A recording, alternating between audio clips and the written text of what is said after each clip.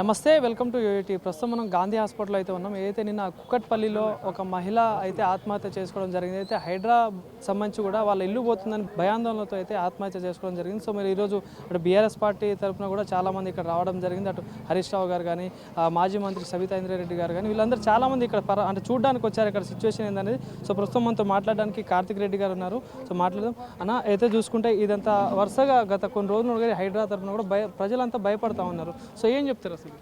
ప్రభుత్వం కొత్తగా వచ్చిన కాంగ్రెస్ ప్రభుత్వం తెలంగాణ ప్రాంతాన్ని, హైదరాబాద్లో ఉన్న ప్రజల్ని భయంతో పరిపాలించాలని చూస్తున్నారు.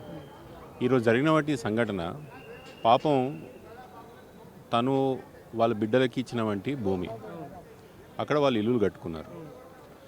ఎక్కడ ఇల్లులు కూలగొడతారేమో, ఎక్కడ అల్లుళ్ళు వాళ్ళ బిడ్డల్ని ఇబ్బంది పెడతారేమో, ఎక్కడ వాళ్ళ బిడ్డలు రోడ్డు మీద పడతారేమో అన్న భయంతో ఆ వృద్ధురాలు ఆత్మహత్య చేసుకోవడం జరిగింది. ప్రభుత్వం నుంచి విచిత్రమైన వాదనలు వస్తున్నాయి. నేను ఎవరు కూడా ఇది ప్రభుత్వ హత్యగా నిన్నటి వరకు ఎవరు చెప్పలేదు. కానీ ప్రభుత్వమే ముందే గుమ్మడికాయ దొంగ ఎవరంటే భుజాలు తరుముకున్నట్టు ఇది ఆత్మహత్య హైడ్రా వల్ల కాదు, వాళ్ళ వ్యక్తిగత కారణాలని లేదా తనకు వేరే ప్రాబ్లమ్స్ ఉన్నాయని ప్రభుత్వాలకు సంబంధించిన సొంత ముఖ్యమంత్రి గారు సిపిఆర్ఓ గారే సంబంధం లేకుండా ట్వీట్ చేయడం అంటే దీంట్లో దొంగలు ఎవరో వాళ్ళే చెప్తున్నారు, వాళ్ళే దొరికారు. ఇది ముమ్మాటికి ప్రభుత్వ హత్య. అబెట్మెంట్ టు సూసైడ్ కింద రంగనాథ్ గారిని అరెస్ట్ చేయాలంట. నేను అబెట్మెంట్ టు సూసైడ్ ఎవరైతే ఆత్మహత్యకు ప్రేరేపరిస్తారో సెక్షన్ 306 కింద ఐపీసీలో సెక్షనే ఉన్నది. ఆ సెక్షన్ కింద రంగనాథ్ గారిని అరెస్ట్ చేయాలా, అబెట్మెంట్ టు సూసైడ్ కింద సంబంధించిన అధికారులందరినీ కూడా అరెస్ట్ చేయాలి. కానీ ఒక పక్క వీళ్ళు గవర్నమెంట్ రాగానే ప్రజాపాలన ప్రజల కోసం వచ్చిందా అంటా ఉన్నారు. కానీ ఇప్పుడు ప్రజలందరూ కూడా భయభ్రాంతులకు చేస్తూ ఉన్నారు. శనివారం ఆదివారం రాగానే ప్రజలందరూ కూడా రోడ్ల మీదకి వచ్చి భయపడతా ఉన్నారు. సో మరి ఇదంతా చూస్తుంటే ఏమనిపిస్తుంది? ఒక సైడిస్టిక్ ప్లెజర్ పొందాలనే ప్రయత్నం చేస్తున్నట్టుగా అనిపిస్తుంది నాకు. కాంగ్రెస్ పార్టీలో ఉన్న పెద్దలు హైదరాబాద్ మీదనో లేకపోతే తెలంగాణ మీదనో ఇటువంటి అరాచక పాలన ఒకటి తీసుకొచ్చి ప్రజలు రోధిస్తుంటే, ప్రజలు నిత్యం భయంలో బతుకుతుంటే ఒక సంతోషాన్ని పొందుతున్నట్టుగా అనిపిస్తుంది. ఒకసారి ఆలోచన చేయండి. కష్టపడి ఎవరైనా ఇల్లు కట్టుకుంటే ఒక దిక్కు హైడ్రా అని, ఒక దిక్కు మూసీ అధికారులని, కొత్తగా రెవెన్యూ అధికారులని, మున్సిపల్ అధికారులని ఇంటి మీద మార్కింగ్ చేసి పోతుంటే వాళ్ళు ఏ విధంగా, వాళ్ళ భావం ఏ విధంగా ఉంటుందనేది కూడా అర్థం చేసుకుంటలేరు ఈ అధికారులు. ఈరోజు పొద్దున్నే రాయందర్ నియోజకవర్గం సంబంధించిన హైదర్షాగోట్ గ్రామంకి సంబంధించి చాలామంది భవన్కి రావడం జరిగింది. ఒక మహిళ లేచి బాధతో కళ్ళలో నీళ్ళు తిరుగుతూ మా ఇంటి మీద మార్కింగ్ ఇచ్చి మాది అక్రమ కట్టడం అంటున్నారన్న, మేమంటే అక్రమకారులు అయిపోయినాం, మేము అక్రమదారులు అయిపోయాము, మాకు ఆ నింద అవసరమా, మాకు ఆ బాధ అవసరమా అని చెప్తుంటే ప్రభుత్వంలో పెద్దలు ఆలోచన చేయాలా. ఏ విధంగా మానసిక ఒత్తిడికి ఈ ప్రభుత్వం సామాన్య మధ్యతరగతి ప్రజల్ని ఏ విధంగా అయితే ఒత్తిడికి తీసుకుపోతున్నారో వాళ్ళు ఆలోచన చేసుకోవాలి.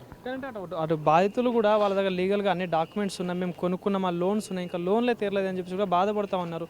సో మరి ఇదంతా చూస్తుంటారు ప్రభుత్వం ఎందుకు వీళ్ళ మీద ఇలాంటి అంటే జాలి చూపెట్టలేదని చెప్తారు. ప్రభుత్వానికి 2 అజెండాస్ ఉన్నాయి దీంతో. హైడ్రా ఇంకా మూసీ విషయాలతో 2 అజెండాలు ఉన్నాయి. ఒకటి, సంపూర్ణంగా రాష్ట్రంలో ఉన్న పరిపాలన ఎట్లయితే కొలాప్స్ అయిందో ఆ విషయం ప్రజలకు తెలియకుండా మీడియాను కూడా ఈ హైడ్రా చుట్టూ, ఈ డెమోలిషన్ చుట్టూ తిప్పుతుంటే సమస్యలో అసలు రాష్ట్రంలో ఏ సమస్య లేకుండా ప్రజలు మర్చిపోతారేమో అనే ఒక పిచ్చి ఆలోచనలో ఈ ప్రభుత్వం ఉంది. ఒక విషయం చెప్తాను బ్రదర్, మంచి బట్టలు వేసుకున్నంత మాత్రాన లోపల ఉన్న జ్వరం తగ్గుతుందా? లోపల బాడీలో జ్వరం ఉందనుకో, ఒంట్లో జ్వరం ఉంది లేదా ఎటువంటి అయినా ఇబ్బంది ఉన్నప్పుడు పైన మంచి బట్టలు వేసుకుంటే సరిపోద్దా? లేకపోతే చందమామ దిక్కు చూసుకుంటా కూర్చుంటే లోపల ఉన్న రోగం పోతుందా? ప్రభుత్వం ఈ పిచ్చి ప్రేలాపన వదిలేయాలి. వాస్తవానికి ఈ ప్రభుత్వం ఫెయిల్ అయిందని ముఖ్యమంత్రి గారు చెప్పగానే చెప్తున్నారు. ఎట్లా నిత్యం హైడ్రా గురించి మాట్లాడడం, ఎప్పుడు చూసినా హైడ్రా చుట్టూ వాళ్ళ మీడియా తిప్పే ప్రయత్నం చేయడం, రాష్ట్రంలో మిగతా సమస్యల దిక్కు ప్రజలు అటు దిక్కు చూడొద్దనే ఒక ప్రయత్నం. 2, ఎందుకు హైదరాబాద్లో ఉన్న పెద్ద పెద్ద రియల్ ఎస్టేట్ సంస్థలను ఎవరు జోలికి పోతలేరు? మీరు నాతో రండి. మూసీ వాగు మీద ఎవరైతే ఇప్పుడు సుందరీకరణ వీళ్ళు చేస్తా అంటున్నారు, మూసీ వాగు మీద ఎన్ని పెద్ద పెద్ద బహుళ అంతస్తుల కొత్తగా కడుతున్న ప్రాజెక్టులు ఉన్నాయో నేను చూపిస్తాను. అవి జోలికి పోకుండా సామాన్య ప్రజలకు పోవడం అంటే ఏంది? కాంగ్రెస్ పార్టీ హైడ్రా మూసీతో 2 అజెండాలు ఉన్నాయి. ఒకటి అటెన్షన్ డైవర్షన్, 2 ఫండ్ డైవర్షన్, 2 బ్రహ్మాండంగా జరుగుతుంది.